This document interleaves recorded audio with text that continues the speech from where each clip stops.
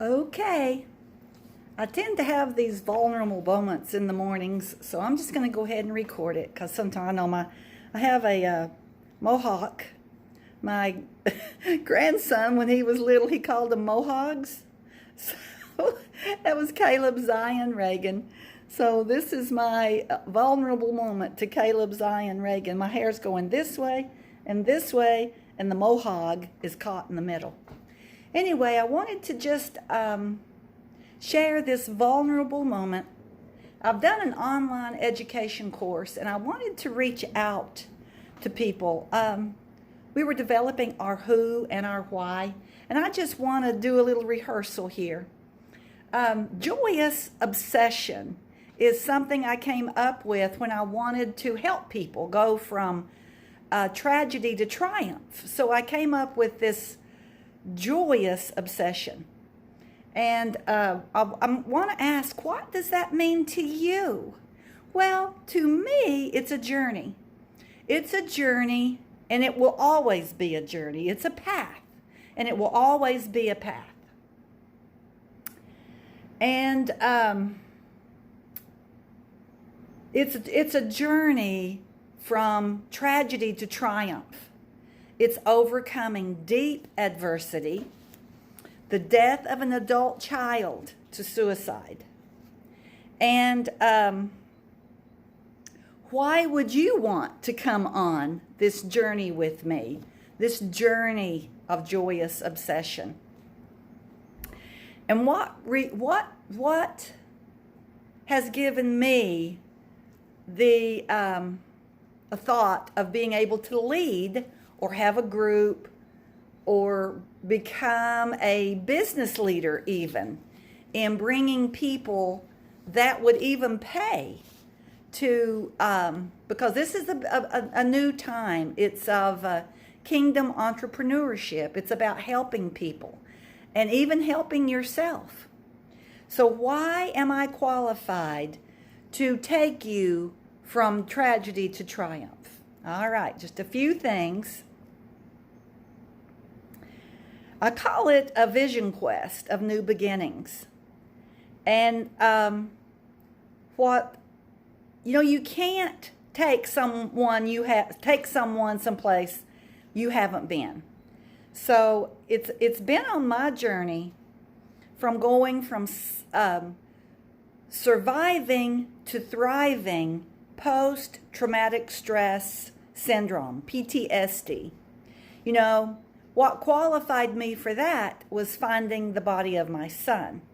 And they describe it like being on a battlefield and finding one of your fellow soldiers, your fellow warriors on the field. And therefore you have that post-traumatic stress. Also, thriving from surviving. I'm in my 4th month of coming out of chemo for stage 4 ovarian cancer. Yes, the stress of post-traumatic stress syndrome will kill you. And the stress of trying to help really other people who are mentally forever changed after the death of someone to suicide. So what qualifies me? Well, 30 years of experience in what I call the healing arts.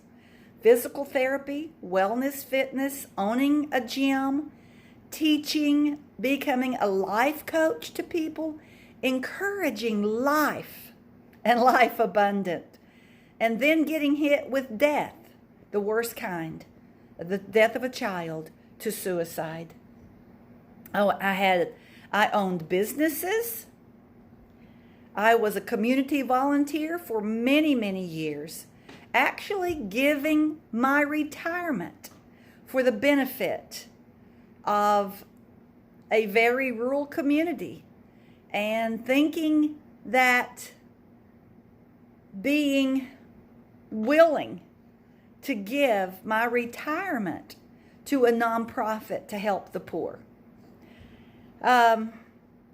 mission field experience. I've traveled to foreign lands to be in mission fields, medical missions. Executive directorship of a nonprofit for abused women. Yes, I've had my share of experience in trying to promote life and life abundant. I am a child of God. I am a daughter of Christ.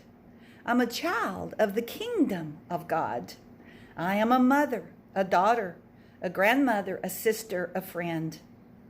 I am a lover of life, a server of people, and a grower of good things. So I've developed a vision camp. I wanted to be good soil, good seed, and see a harvest. I wanted to have God's soil, God's seed, and God harvest, kingdom harvest. I have pitched a tent. I have taught a message of know ye not that you are the temple of the Most High God? Know ye not that you are a vessel? Know you not that you are a tent? Okay. How do we enter this journey of love? Loving ourselves and loving others. Finding out who is your who and your why. We go on a journey, we pitch. When you pitch a tent, you drive in a stake.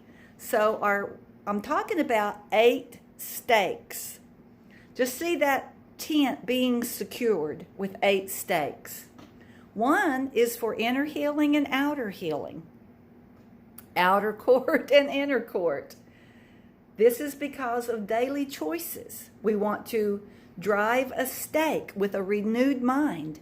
We have to go really, really deep. I call it 7 layers deep of finding your purpose. A kingdom mindset. As you think, so are you in this world. Being consistent and persistent with your daily habits. Your field of favor. When we go through PTSD and losing a child, we also lose our field of favor. So it's finding that field of favor.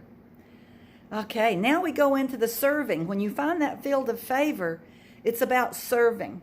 It's about serving yourself. You can't forget yourself. You can't give yourself away. So you have to take that time to serve yourself and to serve others.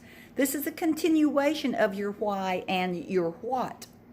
It's the kingdom offer of solving problems, and that's what I'm doing right here. I'm hoping to decrease pain, to find solutions, and to increase our joy. It's a time of casting a new vision, because when we bury a child, we also bury our dreams and our visions and our hopes. We want to make our vision powerful and plain. And then the next step, the next stake is to grow. It's going evergreen with our solutions to problems. It's going from a mess to a message. It's to amplify and to add value to your kingdom offer, because that's what we're doing. We're giving a kingdom offer. Now we want to accelerate that last stake, that stake of acceleration, to grow ourselves and to grow others. It's contribution and distribution. It's the harvest, the kingdom harvest, the God harvest. So let's walk this out, this joyous obsession. So entering our time together.